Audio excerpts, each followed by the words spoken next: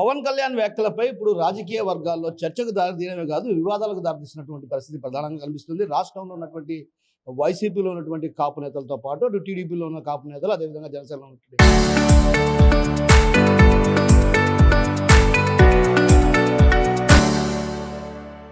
కాపు నేతల మధ్య మాటల యుద్ధం కొనసాగుతుంది. అసలు ఇందుకు ప్రధాన కారణం ఏంటి? ఆ పవన్ కళ్యాణ్ చేసినటువంటి వ్యాఖ్యలు ఎవరైనా చేసి ఉంటారన్నటువంటి భావన అటు వైసీపీ శ్రేణులు వ్యక్తం చేస్తున్నారు. ఈ నేపథ్యంలో మనతో పాటు మాజీ అడా చైర్మన్ గురుమోహన్ గారు ఉన్నారు. ఆయన అడిగి తెలుసుకున్న ప్రయత్నం. అన్న చెప్పండి, అసలు ఏంటి పవన్ కళ్యాణ్ తొక్కుతారా, తీస్తా, తర్వాత కొడకల్లారా, ఇట్లాంటి వ్యాఖ్యలు రాజకీయాల్లో ఎప్పుడైనా చూసి ఉంటామంటారా?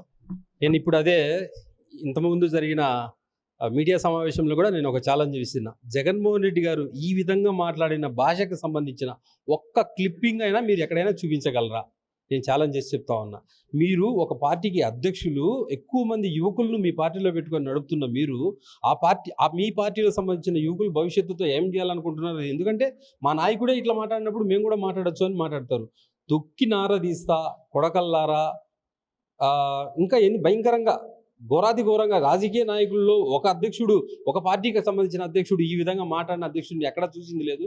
మా నాయకుడు ఎలా మాట్లాడతాడో మేము బాగా గమనించినాం. మా నాయకుడు మాట్లాడేదానికి, ఈ నాయకుడు మాట్లాడేదానికి అంతెందుకు ఈరోజు రాష్ట్రంలో ఈ కుల వివాదాన్ని మళ్ళా రెచ్చగొట్టి చేసింది ఎవరు అంటే, ఒక్కసారి మేము చెప్తున్నామని కాదు, వైసీపీకి సంబంధించిన నాయకులుగా మేము చెప్తున్నామంటే మా పార్టీకి మేము సపోర్ట్ చేసి చెప్పుకుంటున్నామని కాదు. ఒక్కసారి మీరు గత 4-5 రోజులుగా ఏం జరుగుతోంది, ఆయన పవన్ కళ్యాణ్ గారు కాకినాడ మీటింగ్ పెట్టి ఏ రోజు అయితే రెచ్చగొట్టాడో, మళ్ళీ రాష్ట్రంలో ఈ కుల చిచ్చును ఈ కాపులకు సంబంధించిన వాళ్ళే, ఈయన కాపు లీడర్గా ఈ కాపులనే ఒకరినొకరు కొట్టుకొని సచ్చే విధంగా. ఎందుకంటే ఈయన మనస్తత్వం అదే, ఈయనకు ఎప్పుడు ఏదో ఒక మంట రాజేస్తూ ఉండాలి. ఆయన మాట్లాడే తీరు అదే. ఇప్పుడు మీరు అడిగినట్టుగా ఆ విధమైన బూతులు ఎవరు మాట్లాడరు. అదే తొక్కి నారదీస్తా, చెప్పు ఇరుగుతుంది, కొడకల్లారా, వైసీపీ నా కొడకల్లారా, ఈ విధమైన భాష మాట్లాడడం ఆయనకే చెల్లు. ఆయన నమ్ముకొని మరి ఈ యువకులంతా నడుస్తూ ఉన్నారు. వాళ్ళ భవిష్యత్తు ఏమవుతుందని కూడా నాకు సందేహంగా ఉంది. ప్రధానంగా గతంలో కూడా చూసాం, పెద్దన్న పాత్ర పోషించాలన్నటువంటి వ్యాఖ్యలు ఇదే విధంగా పవన్ కళ్యాణ్ చేశారు. కానీ ఇప్పుడు చూస్తే నాకు కులం అవసరం లేదంటున్నారు. ఎలా చూడాలి? అవసరం తీరిపోయింది. అది ఏం చాలా చాలా సింపుల్ అన్న. ఆయనకి ఓటు కావాలి అన్నప్పుడు ఆయన పోటీ చేసిన స్థానాలను మీరు ఒకసారి గమనించండి. 2019లో ఆయన పోటీ చేసింది గాజువాక, గాజువాక, భీమవరం. ఎందుకు అక్కడి నుంచే మీరు పోటీ చేశారు? మీరు రాష్ట్ర స్థాయి నాయకులు కదా, మరి రాష్ట్రంలో ఏ మూల నుంచైనా చేయొచ్చు కదా. కాదు, ఎందుకంటే అక్కడ కాపు ఓట్లు ఎక్కువ ఉన్నారు, అక్కడ కాపు ఓట్లు దండుకొని ఏదో ఒక రకంగా గెలవాలనేదే మీ ప్లాన్. ఆ రోజు 2 స్థానాల్లో ఓడిపోయినరు. అంతెందుకు 2024లో మళ్ళీ మీరు ఎక్కడి నుంచి పోటీ చేసినారు? పిఠాపురం నుంచి చేసినారు. పిఠాపురంలోనే ఎందుకు చేసినారు? అక్కడ కాపు నాయకులు ఉన్నారు, అక్కడ కాపు ఓటర్లు ఉన్నాయి. చిన్నగా కాపులను మచ్చిక చేసుకొని ఎలాగైనా గెలిపించుకోవాలని. అంతెందుకు నేను ఇందాక మీడియా సమావేశం మూలకంగా చెప్తున్నా, ఇప్పుడు కూడా చెప్తున్నా, మీకు కులభావంతోనైనా నాకు ఓట్లు వేయండి, మీకు కులభావంతో అయినా నాకు ఓట్లు వేసి నన్ను గెలిపియండి అని కులం గురించి ప్రస్తావన చేసి ఓట్లు వేయించుకున్నావు. గెలిచిన తర్వాత ఈ కులభావంతైనా నాకు ఓట్లు వేయండి అని అడిగిన నీ క్లిప్పింగ్ యూట్యూబ్లో కానీ ఏ సోషల్ మీడియాలో కొట్టినా అది టక్కన ఓపెన్ అవుతుంది. ఇది ఆధారాలతో సార్, ఇది రికార్డుగా ఉంది.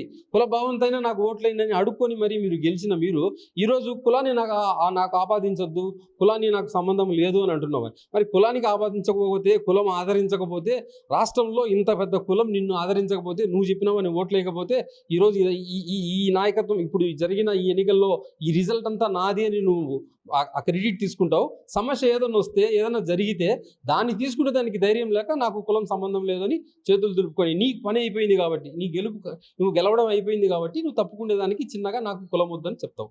అది నీ అలవాటు. ఏంటంటే ఇందాక మా సోదరుడు చెప్పినప్పుడు ఆయన అవసరం తీరిపోయినాక ఆయన ఏ విధంగా మాట్లాడతాడు. ఈ విధంగా మాట్లాడడంలో పవన్ కళ్యాణ్ మించిన నాయకుడు నాకు తెలిసి దేశంలోనే, భారతదేశంలోనే ఉదయం ఒక మాట, మధ్యాహ్నం ఒక మాట, రాత్రి ఒక మాట మాట్లాడే నాయకుడు ఎవరిని అడిగినా నవ్వుతారు, ఎవరైనా చెప్తారు. అంతెందుకు జనసేన నాయకులు, తెలుగుదేశం నాయకులు, బీజేపీ వాళ్ళు కూడా తెలుసు ఈయన గంటకు ఒక మాట మాట్లాడతాడని. కాబట్టి ఈ ప్రశ్నకు నా జవాబు ఏంటంటే ఆయన అంతే, పని తీరిపోయింది కాబట్టి ఆయన చెప్పే సమాధానం కూడా అదే విధంగా ఉంటుంది. అంటే టీడీపీ కావచ్చు, జనసేన కావచ్చు, బీజేపీలో బలిజలకే ప్రాధాన్యత ఎక్కువ ఇస్తున్నారు అన్నటువంటి వాదనలు కూడా కొంతమంది జనసేన శ్రేణులు కావచ్చు, అదే టీడీపీ శ్రేణులు. ఎలా చూడాలి? అందుకనేనా మేమేమంటామంటే రాష్ట్ర స్థాయిలో చర్చ వద్దు, మా కడప జిల్లా వరకే మేము అడుగుతున్నాం. మా రాష్ట్ర సంగతి అంత దూరం పోయేంత నాయకులం మేము కాదు, మాకు అవసరం లేదు. కడప జిల్లా వరకే వైసీపీ గవర్నమెంట్లో జగన్మోహన్ రెడ్డి గారు ఒక రెడ్డి కమ్యూనిటీకి సంబంధించిన ఆయన కాపులను ఏ విధంగా ఆయన గుండెల్లో పెట్టుకున్నాడు, కాపులకి ఎన్ని పదవులు ఇచ్చినాడు, కాపులు ఏ పదవులలో కొనసాగినారు, ఒక ఎమ్మెల్సీ ఇచ్చినారు, అర్బన్ డెవలప్మెంట్ చైర్మన్ 23 ప్రోటోకాల్ ఇచ్చి అర్బన్ డెవలప్మెంట్ చైర్మన్గా నాకు ఇచ్చినారు. అనేక మందికి డైరెక్టర్లు ఇచ్చినారు. అనేక మందికి అనేక పదవులు ఇచ్చినారు. మొత్తానికి ఈ ప్రభుత్వంలో వాళ్ళు ఇచ్చింది 2 జనసేనకు సంబంధించిన 2 డైరెక్టర్లు, 2 డైరెక్టర్లు తెలుగుదేశానికి సంబంధించింది, మొత్తం జిల్లాకు సంబంధించింది. అది ప్రభుత్వానికి సంబంధించిన పదవులు 2 డైరెక్టర్లు అవి 2 ఇచ్చినారు. తర్వాత పార్టీ జాతీయ ఉపాధ్యక్షుడు అని ఇచ్చినారు. ఆయన కూడా పాపం అగౌరవం వచ్చి ఆయన డయాస్ పైకి కూడా పిలుచకుండా ఆయన కింద కూర్చోబెట్టి చేసినాడు. ఆయన పాపం పార్టీని ఎప్పటి నుంచో నమ్ముకొని ఆయన సేవలు చేస్తా అంటే ఆయన పరిస్థితి కూడా ఆ విధంగా ఉంది. కాబట్టి నేనే అడుగుతా ఉన్నా, మీరు అసలు ఏం చేసినారో కాపులకి ఈ కడప జిల్లా వరకే చాలండి. మీరు జనసేన కానీ, తెలుగుదేశం కానీ, బీజేపీ కానీ మీరు కాపులకు ఏం చేశారు? కాపులకు మేము ఇది చేశామని ఈరోజు ప్రెస్ మీట్లో నేను చెప్పిన ప్రెస్ మీట్లో నా ప్రశ్నలకు మీరు జవాబు చెప్పగలరా? సో మనతో పాటు బాస్ అధ్యక్షులు, అదేవిధంగా అధికార ప్రతినిధి, వైసీపీ అధికార ప్రతినిధి దాసరి శివ గారు ఉన్నారు. ఆయన తెలుసుకుంటారు. చెప్పండి, ఎలా చూడాలి? పవన్ కళ్యాణ్ వ్యాఖ్యలు చూస్తుంటే ఒక రకంగా సభ్య సమాజం తలదించుకునేలా ఉందంటూ కూడా కొంతమంది వైసీపీ శ్రేణులు కూడా వ్యాఖ్యలు చేస్తున్నారు. అదేవిధంగా పలువురు బీజేపీకి సంబంధించినటువంటి నేతలు కూడా కొంత తీవ్రంగా బలిజ సామాజిక వర్గంలో కూడా వ్యతిరేకత ఉంది. ఎలా చూడాలి దీన్ని? ఆడలేక మధ్యలో ఓడు అంటారు. వాళ్ళు మా సామాజిక వర్గానికి ఏమీ చేయకపోగా మళ్ళీ దీనిలను సెల్ఫ్ కౌంటర్ వేసుకుంటా, అంతకు మించి ఇంకోటి ఏం కాదు. నేను సూటిగా ఇంతకుముందు మీడియా ముఖంగా అడుగుతున్నా, మళ్ళీ అడుగుతున్నా, మీకు జిల్లా వ్యాప్తంగా కావాలన్నా, రాష్ట్ర వ్యాప్తంగా కావాలన్నా?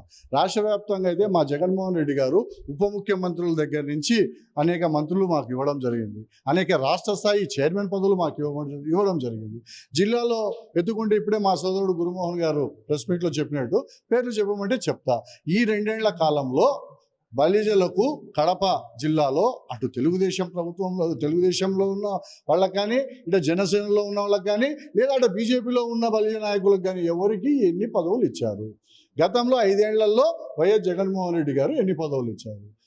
ఎమ్మెల్సీ రామచంద్ర దగ్గర కాడి నుంచి, అడా చైర్మన్ గురుమోహన్ దగ్గర కాడి నుంచి, మాచనూరు చంద్ర మున్సిపల్ చైర్మన్ కాడి నుంచి, రాయంపేట వైస్ చైర్మన్ మర్రి రవి దగ్గర నుంచి, నా 3 స్టేట్ డైరెక్టర్లు నాగమల్లిక గారైతేనేమి, శైలజ గారైతేనేమి, మా మందల నాగేంద్ర గారైతేనేమి, అలాగే కార్పొరేటర్లు అయితేనేమి, కోఆప్షన్ సభ్యులు అయితేనేమి, కౌన్సిలర్లు అయితేనేమి, ఇలా చెప్పుకుంటూ పోతే చాంతాడంతా ఉంది. అది మా నాయకుడికున్న, మా కమ్యూనిటీ పట్ల ఉన్న విజన్. అది నేను గర్వంగా చెప్పుకోగలం. మీరు చెప్పండి. ఇప్పుడు మిమ్మల్ని నేను ఒకటి అడుగుతున్నా, జిల్లాలో ఉన్న అన్ని కూటమి నాయకులకు రాజంపేట ఇన్ఛార్జిగా ఎవరున్నారు? బత్యాల చెంగల్లాయుడు ఉన్నారు గతంలో. అతనికి ఇచ్చారా? టికెట్ ఇచ్చారా? న్యాయం చేశారా? లేదు. అతనికి కాకుండా మళ్ళీ రాయచోటి నుంచి సుగవాసి బాలసుబ్రహ్మణ్యాన్ని మైగ్రేట్ చేసి అతనికి ఇది చేసినారు. అంతకుముందు గంటా నరహరి అనే ఒక్క వ్యక్తిని మా సామాజిక వర్గం నుంచి అతని గొంతు కోసారు. చూడండి, ఒకే ప్రాంతానికి, ఒకే నియోజకవర్గానికి, బలిజ సామాజిక వర్గానికి చెందిన నాయకులు గొంతు కోయడం కాదా? మరి బలి చేసినట్టు కాదా? మరి పోనీ సరే, ఇప్పుడు 4 సీఏలు 4 నెలలు పట్టుమని కడప నగరంలో 1 టౌన్లో కానీ 2 టౌన్లో కానీ సదాశివ గారు కానీ మా చిన్నపెద్దయ్య గారు కానీ వాళ్ళు సక్రమంగా వాళ్ళ డ్యూటీలు వాళ్ళు చేస్తూ ఉంటే పట్టుమని 4 నెలలు వాళ్ళను స్టేషన్లో పెడతారు. మరి మా అధికారులను బలిపలుసులు చేసినట్టు కాదా? సరే, మీరు ఉన్నారు కడప నగరంలో మేము ఈసారి వస్తానే బలిజ భవన్ను ఖచ్చితంగా ఇచ్చేసామని. మరి ఎక్కడ కనీసం స్థల పరిశీలన జరుగుతూ ఉందా? మరి ఏ రూపంలో బలిజలకు ఈ కూటమి ప్రభుత్వంలో న్యాయం జరుగుతూ ఉందో మాకైతే అర్థం కాదు. మరి వాళ్ళకేమన్నా ఇదే నేనైతే సూటిగా ఒకటే అడుగుతా ఉన్నా. మొన్న జాతీయ ఉపాధ్యక్షుడు అయినటువంటి హరిప్రసాద్ గారు న్యాయం జరిగిందంటారు. మరి ఈ ఇంటికి ఆయనకేమన్నా న్యాయంగా కనిపిస్తున్నాయేమో మాకైతే అర్థం కావడంలా. మరి ఇంకొకటి కూడా అడుగుతున్నా, జాతీయ ఉపాధ్యక్షుడు హోదాలో మీడియాలకు మిమ్మల్ని అడుగుతున్నా, వాళ్ళ మంత్రి లోకేష్ గారు వస్తే ఎక్కడ కూర్చోబెట్టాలండి? డయాస్ పైన కూర్చోబెట్టాల్సిన బాధ్యత ఉందా లేదా? ఇది బలిజలకు జరిగిన అన్యాయం కాదా? నీకు జరిగిన అవమానం కాదా? దీన్ని ఏమంటారు? మాకైతే అర్థం కావడం. మా నాయకుడు ఇలా కాదు, మమ్మల్ని హక్కున చేర్చుకున్న నాయకుడు మా వైఎస్ జగన్మోహన్ రెడ్డి గారు. మేము గర్వం చేసుకున్నాం కాబట్టి గర్వంగా చెప్పుకోగలుగుతున్నాం. పవన్ కళ్యాణ్ గతంలో ఇదే విధంగా జగన్మోహన్ రెడ్డి 3 పిల్లలని వ్యాఖ్యానించారు కదా, అది తప్పు కాదంట? అది కాదా? చేసుకోలేదా? ఉన్నదే కదా మాట్లాడింది. లేనిది తెచ్చి మాట్లాడలేదు కదా. ఏదైతే ఉన్నదో అదే మాట్లాడారు. లేనిది ఎప్పుడు మాట్లాడరు. వాస్తవం కదా అది. సో అందుకే ఆయన ఏమంటున్నా అంటే, వైసీపీ గుండా నా కొడకల్లారా మీకు తొక్కి నారా తీస్తా, అంకుశం సినిమా చూపిస్తా అంటాడు ఆయన. అయ్యా మాకి తొక్కిన మా నాన్న మాకేం తీసుకోలే కానీ ఈ మధ్య మన కులసుల పైన దాడులు జరుగుతూ ఉన్నాయి. ఒక బాధ్యత, నువ్వే కులం వద్దన్నావు కదా, ఒక బాధ్యతాయుతమైన ఉప ముఖ్యమంత్రిగా అయినా వాళ్ళకి న్యాయం చేయవయ్యా, అంతకు మించి ఇంకోటి కాదు. ఏమి మాకు కూడా అబ్యూజివ్ లాంగ్వేజ్ వచ్చు, కానీ మా నాయకుడు అనేవాడు మాకు విజ్ఞతతో కూడిన భాష నేర్పించాడు. ఆ పార్టీ లిమిట్స్ అని మేము దాటాలంటే ఎంతసేపు? ఏం మాకు నోరు లేదా, మాకు చేతలు లేవా? నారం తీస్తా ఇది ఎక్కడున్నాం? ఈ ప్రపంచం ఇప్పుడు జరిగేది రాతి యుగంలో లేం, మనం ఆధునిక యుగంలో ఉన్నాం. నువ్వేమన్నా ఇంకా రాతి యుగంలో ఉన్నా అనుకుంటున్నావేమో, అది తప్పు.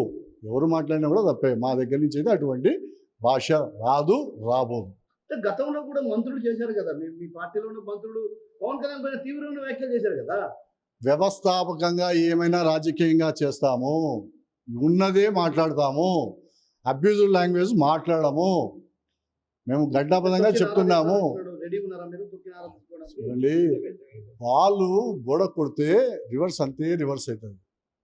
ఈ చెయ్యి గాంధీ యుగంలో లేవు, ఇప్పుడు ప్రధానమంత్రి మోడీ యుగంలో ఉన్నాం. భారతదేశంలో దూకుడుగానే ఉంటుంది. బుల్లెట్ దిగిందా లేదా అనేది మాకు కూడా వచ్చు. సో మొత్తం మీద ఏదైతే తొక్కి నారా తీయించుకోవడానికి వైసీపీ శ్రేణులు సిద్ధంగా ఉన్నారు. పవన్ కళ్యాణ్ కూడా సిద్ధంగా ఉంటే బాగుంటుంది అన్నటువంటి భావన మనతో పట్టినటువంటి బలిజ సామాజిక వర్గం, అదేవిధంగా వైసీపీకి సంబంధించినటువంటి అడా మాజీ చైర్మన్ గురుమోహన్, అదేవిధంగా బాస్ అధ్యక్షులు దాసరి శివ చెప్తున్నారు. కెమెరా పర్సన్ రాముతో కిషోర్, RTV కడప.